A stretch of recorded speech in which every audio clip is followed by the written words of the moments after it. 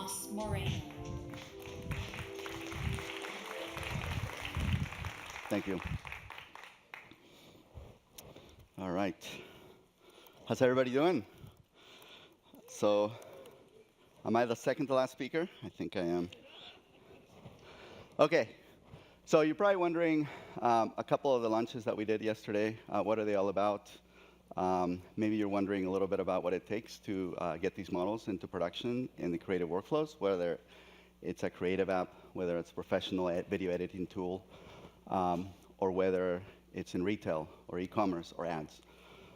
So my name is Tomas Moreno, and today I'm going to talk a little bit more about, going a little bit in depth about what it takes to get these models into production and getting it in the hands of creators like a lot of you and myself.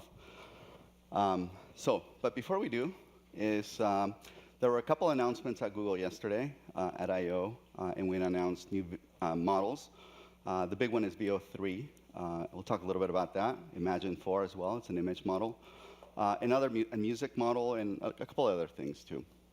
But then I'd really want to talk a little bit more about really what it takes, what are the growth drivers, and what that we're seeing with customers, with creators, and with everybody else. So that's what we'll talk about, and then maybe we'll end it with a little bit of where we see the future in these models. I'd like to thank the sponsors, FreePic, for inviting me here, and really excited to partner with them as well. Okay, so announcements yesterday. Real quickly, maybe spend 5 minutes. So we announced Veo 3. Google DeepMind trains these models. They train the foundation models, and they train even beyond the foundation models. They also accelerate more features that make it easier to create content. And they make these models available throughout the company. And I work at Vertex, which is part of Google Cloud. It's our developer platform for AI. And we make them available. If it's an enterprise use case, if it's a B2B use case, these models will be available through Vertex. What Veo 3 brings is not only video generation, but now it's bringing audio and speech. So in terms of audio, now you can do things like voiceovers, you can do things like sound effects, you can do things like music. And what we're most excited about now with Veo 3 is bringing actual speech, so syncing lip with speech. I'll show you some examples of that. So we announced this yesterday. It's now available in preview at Google.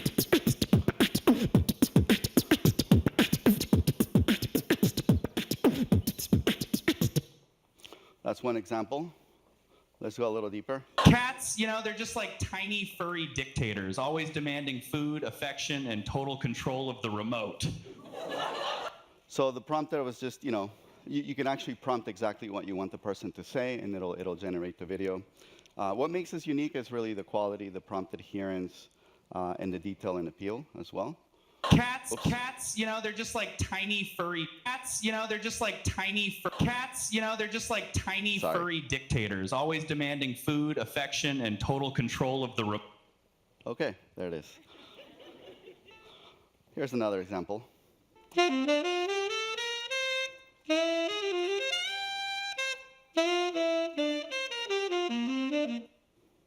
right. I don't want to double click on that again. And it's really hard to create GIFs from these things, by the way, because now they have sound. There we go. Just click harder. There's another cool one.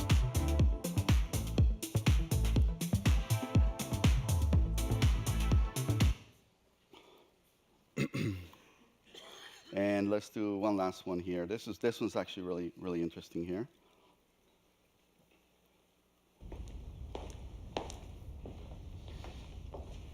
We need to find a solution that benefits both of us. All right.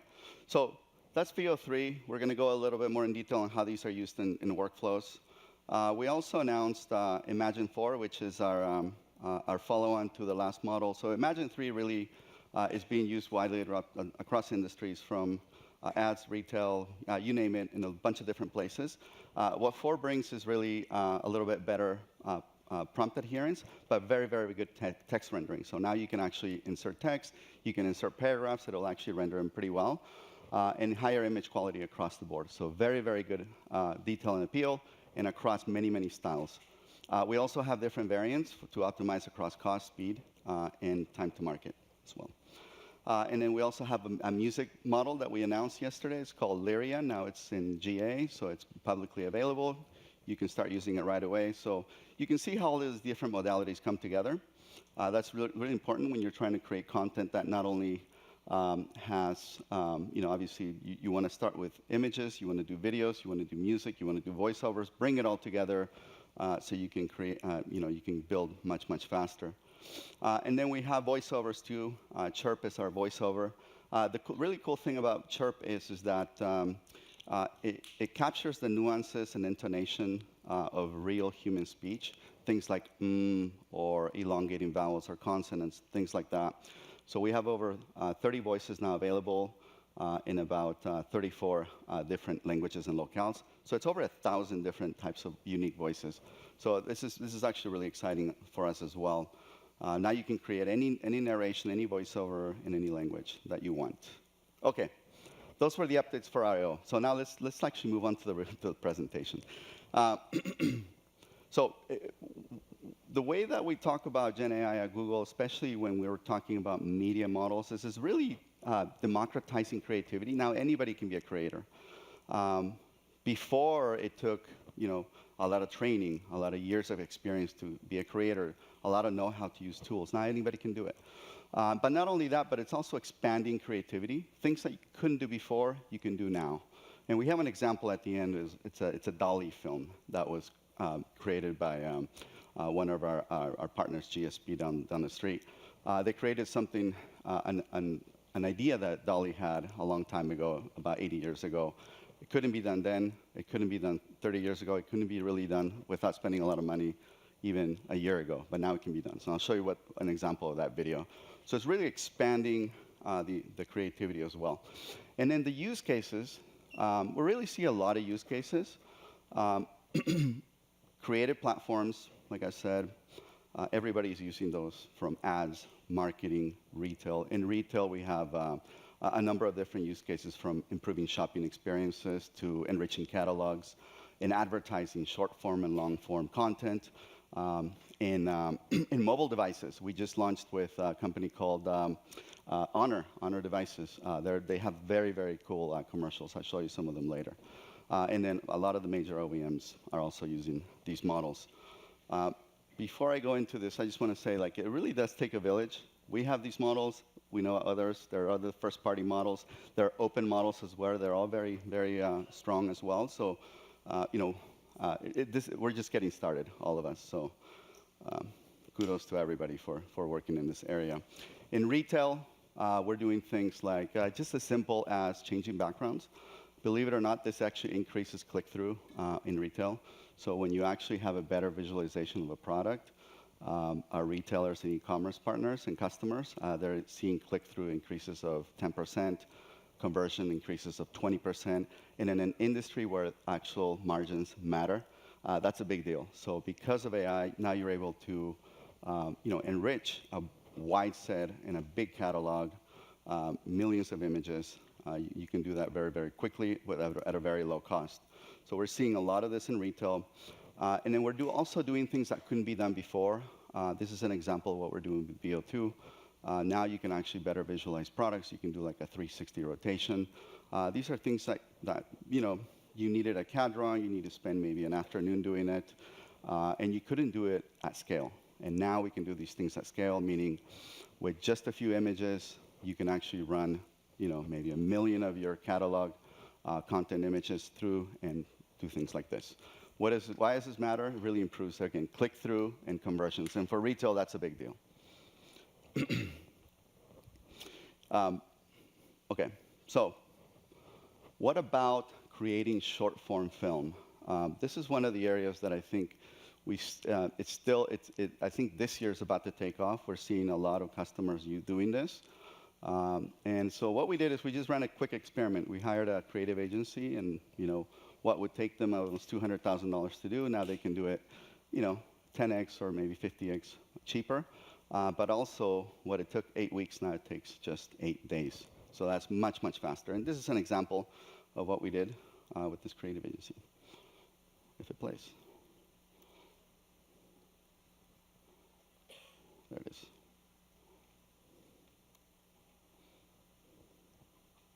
Oh, can't play that one. OK, we'll skip that one. We have better examples of that a little bit. Here's another example of catalog enrichment. Taking, for example, an image of a sofa.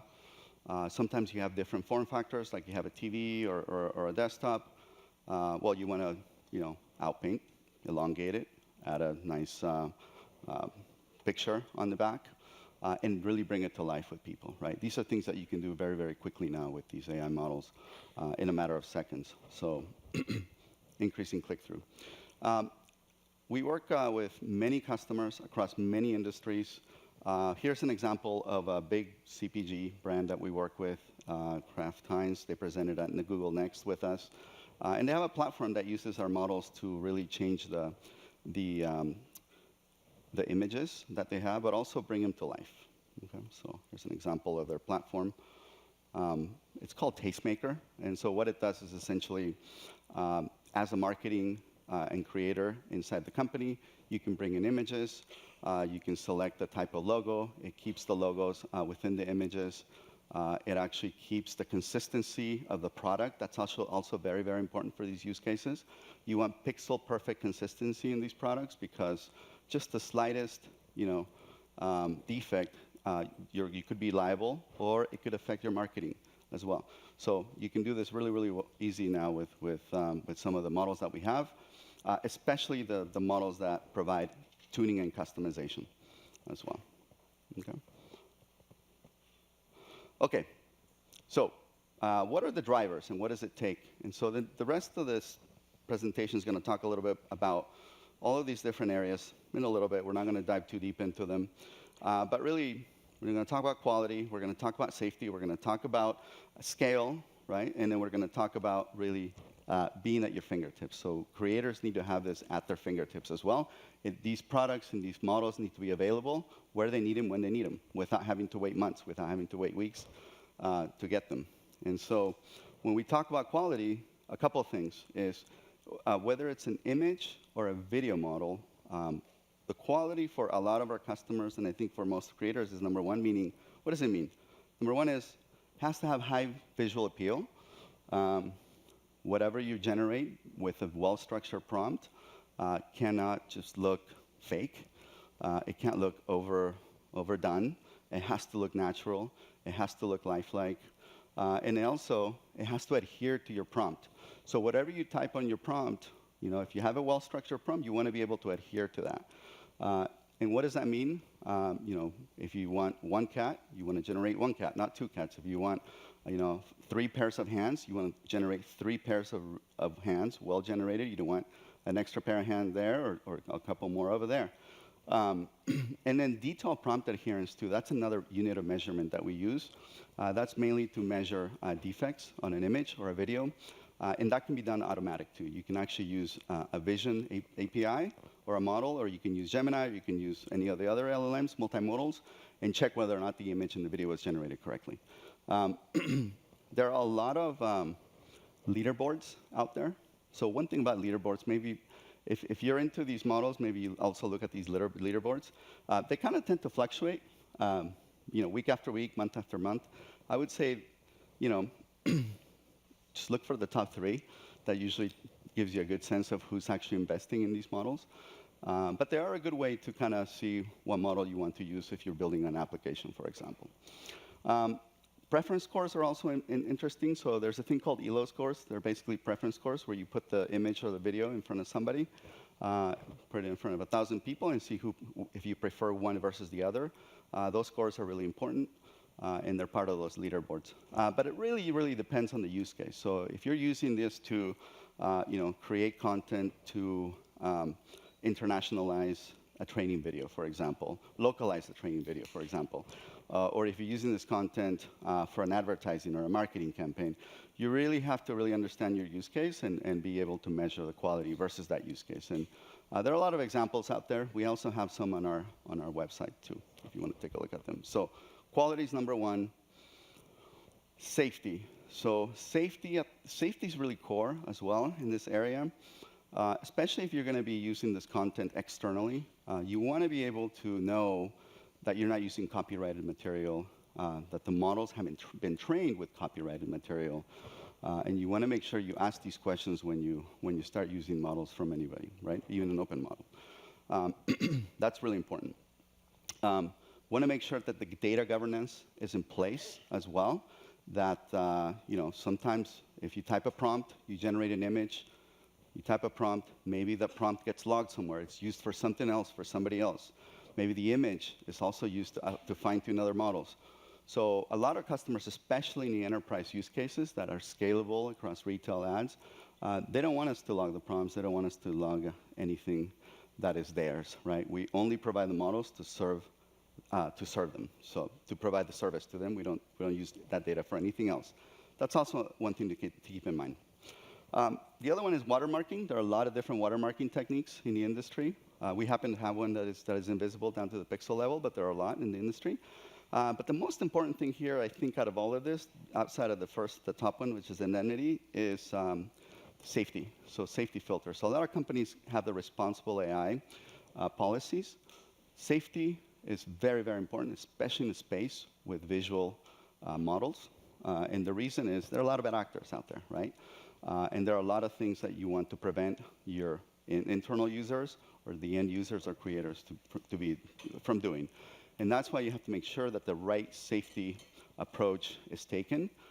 You have safety filters for toxicity, for nudity, for abuse, for example, for a bunch of different things, celebrity, trademarks. So you want to make sure you have those safety filters in place.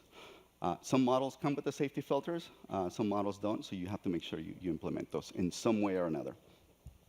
It's highly recommended. The other thing that's also a growth driver is a lot of these models are not really available, really easily available. Like you can't get your hands on them. You have to reach out to an account person, you have to get allow listed, you have to go through a bunch of different paperwork. By the time you get access to the model to do your work, you probably wasted another 6 weeks. And so, we're kind of guilty of that too, like because we're a very conservative company. But we've simplified that process a lot during the last couple months, in the last couple weeks. So now it's much faster. But this is a challenge, and this is a challenge for adoption as well. And so if you've experienced this, you'll probably agree with me. This takes a long time. Creative partners. So when we look at creative partners, we look at which customers are integrating our API for their applications to serve creators, right? And the way that we look at it is they're creative apps. These are web apps. These are creative platforms that are online. You guys are probably familiar with a lot of them. Professional tools. These are established professional tools. They're actually integrating a lot of these models right now. They were very hesitant to integrate these models. Some of them had their own models. Some of them saw this as perhaps not being complementary. But now they see this as being really complementary, can drive a lot of subscriptions as well. Media platforms, and then industry-specific platforms too. These are things like being able to generate media for localization, being able to generate ads and marketing, being able to really speed up marketing workflows. A lot of them are actually using these models too to speed up their time to market. But really, there's always a careful balance when we talk about this. We want to give these models broad access, make them publicly available to everybody. Anybody should be able to come and use them. But we have to really kind of weigh it against responsible AI, making sure that they're not used in the wrong way, and then commercial implications too. So I think many of the companies that offer the video models and image models and music models at scale always have to weigh this as well, because you don't want to make them accessible to just anybody. You want to make sure that they're going to be used the right way. And so we work with customers really, really closely to make sure that they have all these things in place. Then we lower the bar in terms of filtering and safety filters if we feel that's the case. Okay? So this is one thing to keep in mind. And then let's go a little bit into product features. So, features, we talked a little bit about some of the drivers. But really, having a broad portfolio that is easy to use that has all the different modalities for you to use is really important. So there are a lot of pure play players also in the industry, some that just focus on audio, some that just focus on video. We happen to focus on all of them.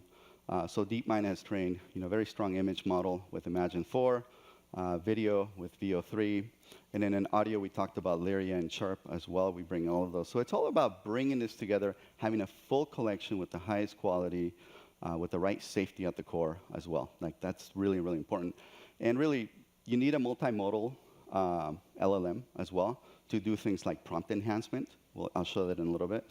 To do things like QA checks, to do things like being able to generate scenes, for example. I'll show an example of what that looks like. So technologies, like what do we have, right? We showed Veo 3 earlier, but that was just an intro. But these are the main kind of core features that we see a lot in the market. I only have 9 minutes.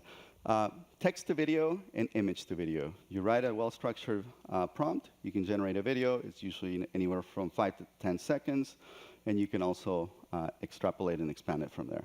You can also bring a starting image, you can generate a video. But that actually, it works really well, but an image to video, there's a lot of hallucination, right?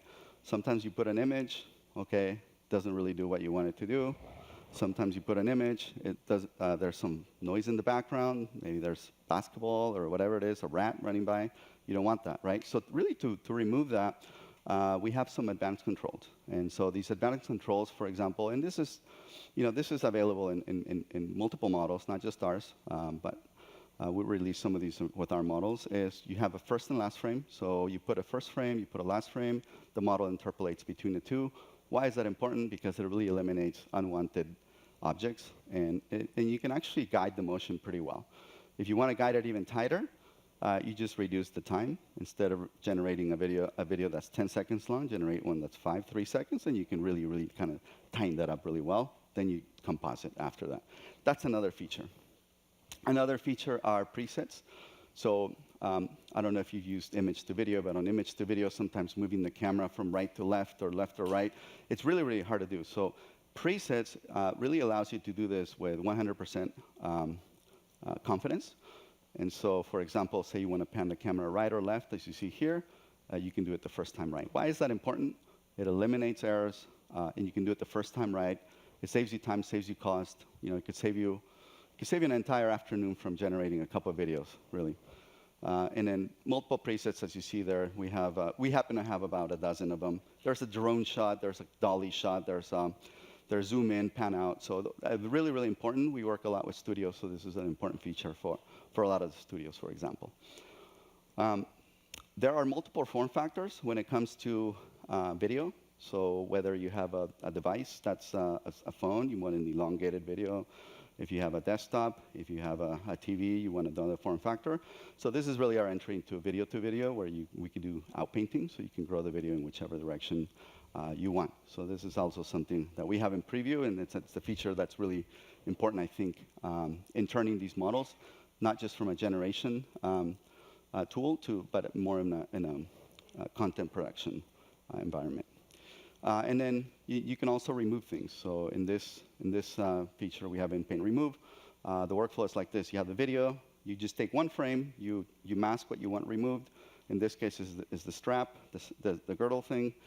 You can do people. You can remove anything from a video, and you can see that how it removes. So very, very important for video effects, as well as just tuning some videos as well. So very important features. You want to be able to create amazing images. Very, very high quality, very good prompt adherence, very good quality.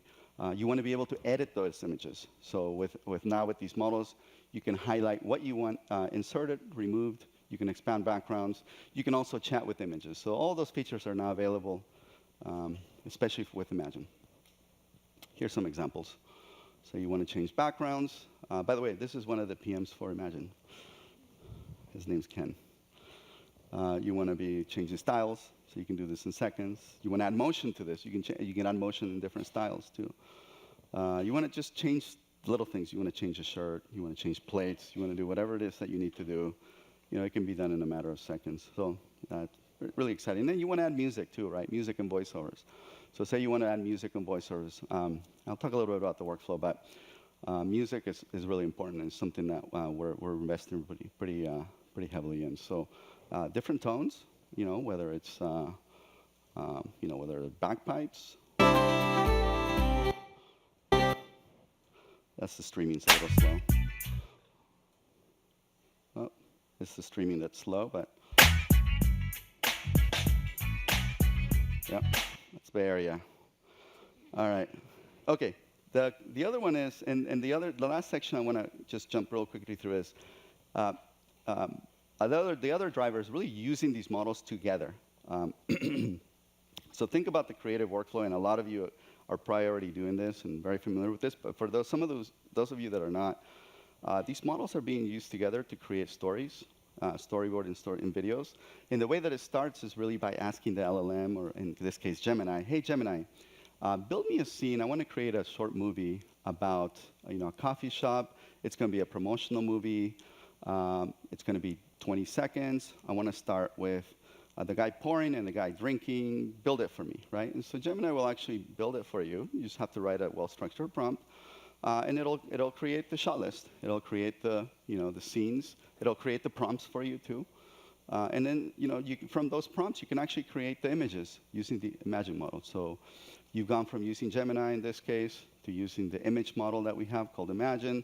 You create the shot list with the prompts that were provided by Gemini. And then after this, you can add motion with Veo to each one of those images, right? So now you have, I think there are 12 images there. You can add motion to that. You can also add music and audio as well to that. You can also add that. So add it all together, composite it all together. You can create a shot list. You start with these shot lists. This is all created in just seconds, less than 30 seconds actually, based on a prompt. Adding video takes maybe 1 or 2 minutes. And then stitching it all together, that's something that our partners do really well, by the way, like creative apps, professional tools. And then here's an example. Premium coffee selects only the top 1% of fair trade Arabica beans. Slow roasted, perfectly brewed. Releasing notes of chocolate and spice. Premium coffee, the taste of true distinction. So think about apps that you can create like this. We actually have an app that we give our customers free of charge that you can use. We just announced Flow as well, Google too. So it's pretty interesting and pretty cool stuff that's being done. Before I show this, Goodby Silverstein Partners, associated with Omnicom, big creative agency. The founder, Jeff Goodby, was actually the guy from the Budweiser Frogs, Got Milk commercials. He created all those advertisers. We worked with his company to create the DALL-E adaptation of giraffes in salad, and they use Veo for this as well. And they're actually going to be showing this. We showed it at I/O yesterday, and they're going to be showing it pretty soon in a couple other places. So here's an example of what could be done. What couldn't be done then, really what took a long time and really hard work to do a year ago, now it can be done very, very quickly with minimal time. Tell you about the strangest movie never made. In 1937, I wrote a story about a man and a surrealist woman, an enigmatic, almost mythical figure. It was about a world where reality burns away, with flaming giraffes and impossible dreams. That was my vision. A movie full of wonder and strange beauty. But they said it was too wild, too impossible for its time. I agreed. The world wasn't ready. Until now. I called it Giraffes on Horseback Salad. Prepare yourself, because the impossible is coming to life. Pretty wild, huh? Yeah, it's pretty cool. That's actually one of my favorites because it's so out there. Okay, so looking forward, customization is really important. We're gonna, you're gonna see a lot of custom models really focused around specific, maybe use cases. Use case specific models. Virtual try-on is just the start. There are a lot of different other ones that are being developed across the industry. QA checks, being able to verify that the model created everything correctly. Faster generation speed, and more accessibility, so making this available for everybody to use very, very quickly. What you saw here today in 3-6 months is probably going to be, you're going to look back at it and say, wow, that was not too long ago, but yeah, this is moving really fast. So glad to be there. Thank you.